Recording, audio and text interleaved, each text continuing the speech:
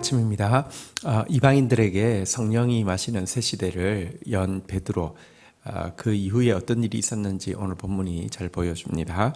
사도행전 11장 1절에서 18절 말씀입니다. 1절, 유대에 있는 사도들과 형제들이 이방인들도 하나님의 말씀을 받았다 함을 들었더니 2절, 베드로가 예루살렘에 올라갔을 때에 할례자들이 비난하여 3절 이르되 내가 무할례자들의 집에 들어가 함께 먹었다 하니.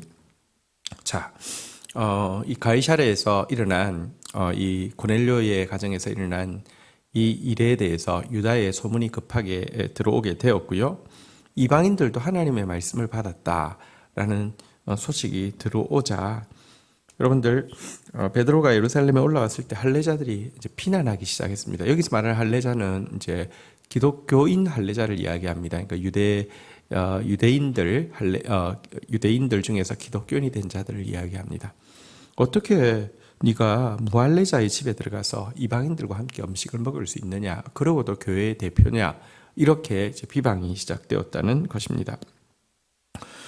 성령의 새 시대가 이방인 가운데 열리는 이 참 놀라운 일에 수종된 베드로가 돌아오자 교회의 격려와 축복이 아니라 비난과 오해가 이제 기다리고 있었다는 것입니다.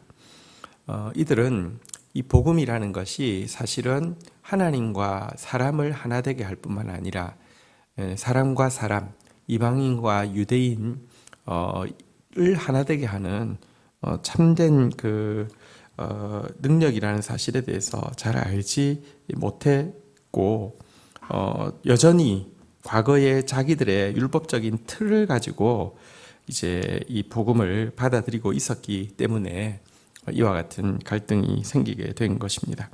여기서 먼저 우리가 한 가지 좀 기억해야 할 것이 있습니다. 우리가 하나님의 뜻대로 하나님의 일을 행하고 난 뒤에도 축복과 격려 대신에 이처럼 오해와 비난과 여러 가지 어려움이 올 수 있다는 사실을 대단히 인식하고 있는 것이 필요합니다. 이런 것들이 다가오는 것이 여러분, 내가 한 일이 하나님의 뜻이 아니라는 증거가 아니라 내가 한 일이 하나님의 뜻이라도 내가 어떤 마음으로 그 일에 수종들었는지를 점검하고 또 이 하나님의 뜻에 내가 수종들었다고 하면 그걸 통하여서 나와 또 가까이 있는 사람들도 한 단계 성장해야 되는데요. 그것을 위한 도전이지 이와 같은 일은 반드시 있다는 것을, 아름다운 하나님의 일이 이루어지고 나면 도리어 공격이 있다는 사실을 인지하고 있는 것이 필요합니다. 자, 여기에 대해서 베드로는 어떻게 대처합니까? 4절, 베드로가 그들에게 이 일을 차례로 설명하여 5절, 이르되 내가 요빠 시에서 기도할 때에 황홀한 중에 환상을 보니 큰 보자기 같은 그릇이 내 귀에 매여 하늘에서부터 내리어 내 앞에 드리워지거늘. 6절, 이것을 주목하여 보니 땅에 네발가진 것과 들짐승과 기는 것과 공중에 나는 것들이 보이더라.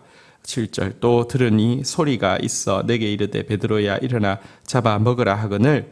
8절, 내가 이르되 주님 그럴 수 없나이다. 속되고 깨끗하지 아니한 것은 결코 내 입에 들어간 적이 없나이다 하니. 9절, 또 하늘로부터 두 번째 소리가 있어 내게 이르되 하나님이 깨끗하게 하신 것을 내가 속되다 하지 말라 하더라. 10절, 이 일이 3번 있은 후에 모든 것이 다시 하늘로 끌려 올라가니라. 자, 이와 같은 오해와 비난 앞에서 베드로가 한 일은 우리가 지금 4절부터 10절까지 읽었는데 이 내용은 그가 경험했던 일, 앞장에서 나왔던 일과 똑같이 기록되어 있음을 보게 될 것입니다. 이 일을 차례로 설명하여 라고 했는데 정말 세세히 자세히 설명을 하고 있습니다. 자기 자신도 과거에는 율법적인 태도에 매여 있어서 사실 며칠 전까지만 하더라도 자기가 누군가 이방인에게 하나님의 말씀을 전하는 일을 했다고 하면 똑같은 태도로 비난했을 수 있음을 인지하고요. 그래서 이제 그들에 대해서 이해도 하면서도 또 그렇지만 이 일은 하나님으로 말미암은 일이기 때문에 이 사람들 역시 또 이해가 되어야 하기 때문에 아주 그들을 이해하면서도 겸손한 태도로 세세히 설명하고 있습니다. 베드로가 사실은 이렇게 버럭하는 기질이 있는 사람 아닙니까? 뭐라고?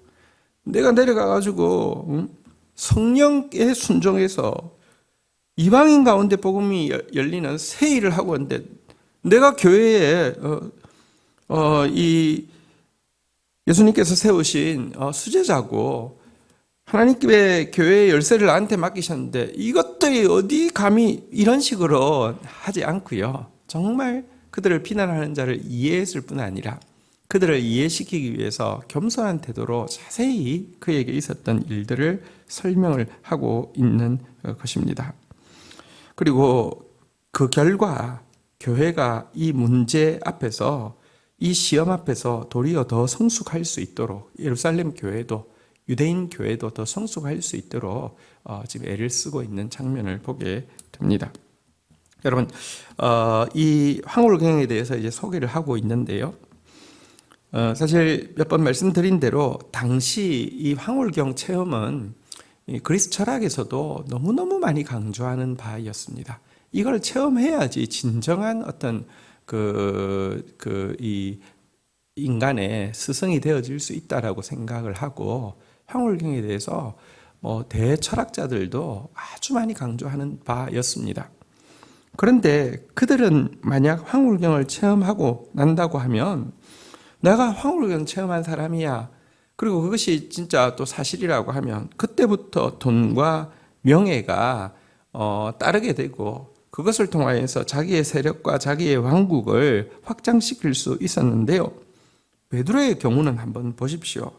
그가 정말 성령에 의해서 황홀경을 체험했는데 이 황홀경을 체험한 것이 사실은 이방인과 유대인 사이의 벽을 허물어뜨림으로 말미암아 하나님 나라가 확장되어지는 데는 분명히 아름다운 열매였고 유익이 있었지만 개인적으로 본다고 하면 차라리 이것을 체험하지 않은 거하고 체험한 거하고 개인적으로 보면 득보다 실이 더 많았습니다. 유대인들의 비방을 받아야 했고요. 오해를 받아야 했고요. 보십시오. 성경에서는 영성을 어떤 영적인 체험을 이익의 방도로 생각하는 사람들은 거짓 선지자다라고 이야기하고 있는데 지금 베드로는 이 체험이 조금도 자기에게 어떤 그 이익의 방편이 되지 않고 있음을 우리가 좀 기억해야 합니다. 바울 역시 삼층천의 체험을 했지만 그것으로 자기의 어떤 영적 권위를 내세우거나 자기가 일반 성도들과 급이 다른 존재인 것처럼 하면서 자기를 숭앙하게 하는데 전혀 사용하지 않았고요. 자기가 얼마나 약한지를 설명할 때에 이런 약한 자에게 하나님이 은혜로 이런 일을 체험하게 하셨다라고 하면서 자기의 약함을 자랑할 때 잠시 그냥 언급하고 있을 뿐임을 보게 됩니다. 오늘날도 신앙생활을 열심히 하는 어떤 종교 지도자들 가운데 황홀경을 한번 체험하고 나면요, 이것 가지고 막 책을 쓰고 이것 가지고 얼마나 자기가 대단한지를 강조해 가지고 자기의 왕국을 세우는 사람들이 정말 부지기수로 볼 수가 있습니다. 여러분, 하나님께서 성령으로 말미암아 황홀경의 체험을 준 것은 자기 왕국을 세우라 함이 아니라 자기 왕국을 무너뜨리고 하나님의 나라에 수종들라 함임을 오늘 베드로의 이 겸손한 간증을 통해서도 우리는 좀 생각해야 할 것입니다. 11절부터 보겠습니다. 마침 세 사람이 내가 유숙한 집 앞에 서 있으니 가이사랴에서 내게로 보낸 사람이라. 12절 성령께서 내게 명하사 아무 의심 말고 함께 가라 하심에 이 6 형제도 나와 함께 가서 그 사람의 집에 들어가니 13절 그가 우리에게 말하기를 천사가 내 집에 서서 말하되 내가 사람을 욥바에 보내어 베드로라 하는 시몬을 청하라. 14절 그가 너와 내 온 집이 구원받을 말씀을 내게 이르리라 함을 보았다 하거늘. 15절 내가 말을 시작할 때에 성령이 그들에게 임하시기를 처음 우리에게 하신 것과 같이 하는지라. 자, 베드로의 설명은 또 이어집니다. 이 내용 역시 우리 앞에서 본 내용하고 동일함을 알 수 있습니다. 어쨌든 이 황홀경을 체험하고 나서 그 뜻이 무엇인지 고민하고 있을 때에 이방인 3명이 마침 문을 두드리고, 그래서 성령께서 가라고 해서 갔더니 그들이 이야기하기를, 천사가 말하기를 너와 내 온 집이 구원받을 말씀이 내게 이르리라고 하면서 베드로를 청하라고 했다고 해서 청했다라고 이야기를 하니까요. 그래서 이제 순종하는 마음으로 15절 보십시오. 내가 말을 시작할 때 그냥 순종하는 마음으로 예수 그리스도의 복음에 대해서 전하려고 하니까 성령이 그들에게 임했다는 것입니다. 보십시오. 베드로가 뭔가 성령이 임하는 어떤 절차를 행한 것이 아닙니다. 제일 처음에 이렇게 다 이제 숫자를 딱 120명을 모아야 돼. 그 다음에 한 열흘 동안 이제 금식 철야 집회를 시작을 하는 거야. 자, 그리고 나서 결정적인 순간에 내가 한번 딱 분위기를 보고 안수를 팍 하면 팍 임하고 이런 게 아니었습니다. 그냥 그는 다 알지 못하지만 지금은 이방인을 부정하다 이야기하지 말고 내려가라 하는 줄 알고 내려갔고, 가보니 구원받을 말씀을 그를 통해서 주실 것이라고 하나님이 이야기했다고 하면서 말씀을 얼마나 사모하는지를 보고 예수 그리스도의, 내가 가진 예수 그리스도의 복음을 전하려고 할 때에 성령이 임하셨다는 것입니다. 여러분, 여기서 우리는 정말 우리가 해야 될 것은 하나님께서 보여주신 부분에 대해서 순종하고 나아가면 되고, 이 복음 역사의 주도권은 성령이 쥐고 계신다는 사실을 다시 한번 명확히 보게 됩니다. 자, 이렇게 있었던 일에 대해서 소개하고 나서는요, 16절. 내가 주의 말씀에 요한은 물로 세례를 베풀었으나 너희는 성령으로 세례를 받으리라 하신 것이 생각났노라. 17절. 그런즉 하나님이 우리가 주 예수 그리스도를 믿을 때 주신 것과 같은 선물을 그들에게 주셨으니 내가 누구이기에 하나님을 능히 맡겠느냐 하더라.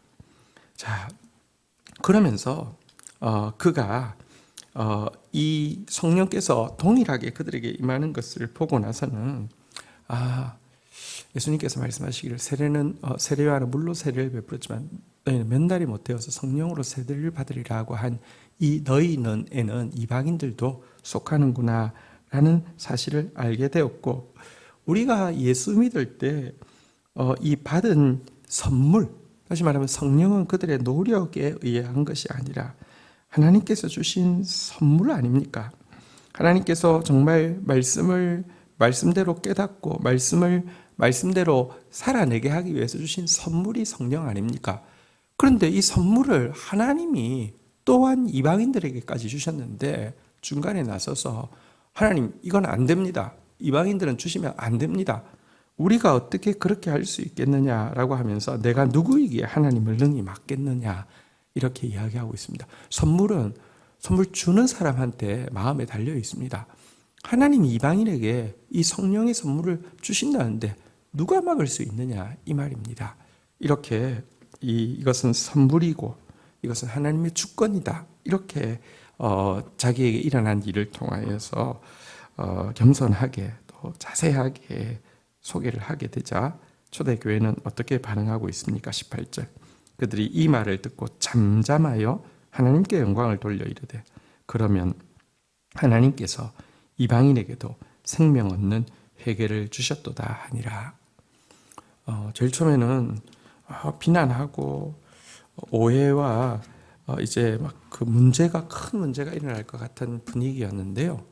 이와 같이 참 자기를 비방하는 사람들을 이해하면서도 겸손하고 자세히 설명하는 베드로의 설명 앞에서 저들의 오해가 풀어지고 저들 역시 사실은 하나님을 주권자로 모신 사람들이기에 하나님께 영광을 돌리고 하나님께서 이방인에게도 생명 얻을 회개를 주셨다라고 간증하고 증언하면서 이 일을 잘 받아들이고 아름답게 마무리하게 되었다는 것입니다.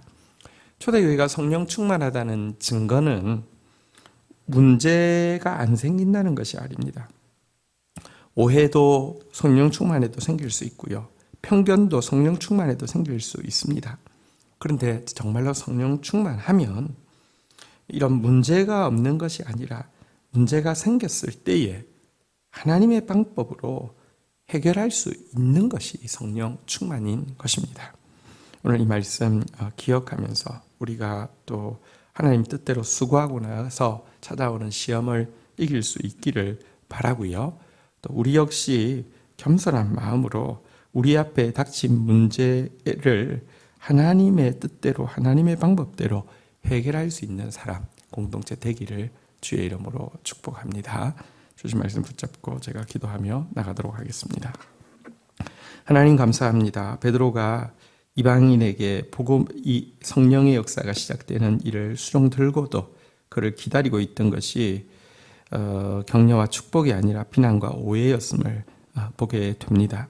하나님의 뜻대로 일하고 나서도 여러 가지 시험이 있을 수 있음을 우리가 기억하게 해 주시고, 이때에 격분하거나 이때에 상대방에 대해서 이해할 수 없다는 태도로 다투는 것이 아니라 그들을 이해하면서도 그들을 앞에 겸손한 태도로 또 하나님이 하신 일에 대해서 증언하는 베드로의 모습을 우리도 가질 수 있도록 주님 은혜를 더하여 주시기를 간절히 간구하고 소원합니다.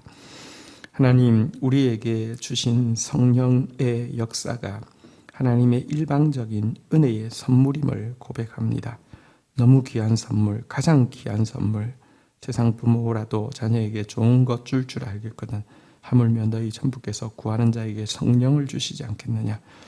가장 귀한 성령의 선물을 받았사오니 성령으로 하나님의 말씀을 깨달으며 성령으로 하나님의 말씀을 살아내며 성령으로 모든 담을 넘어서서 하나 되어지는 삶을 힘써 사는 저희들 되어지게 하여 주시옵소서.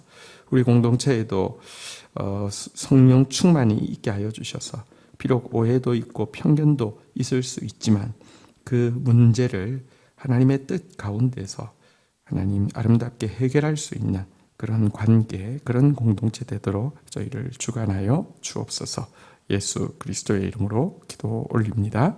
아멘.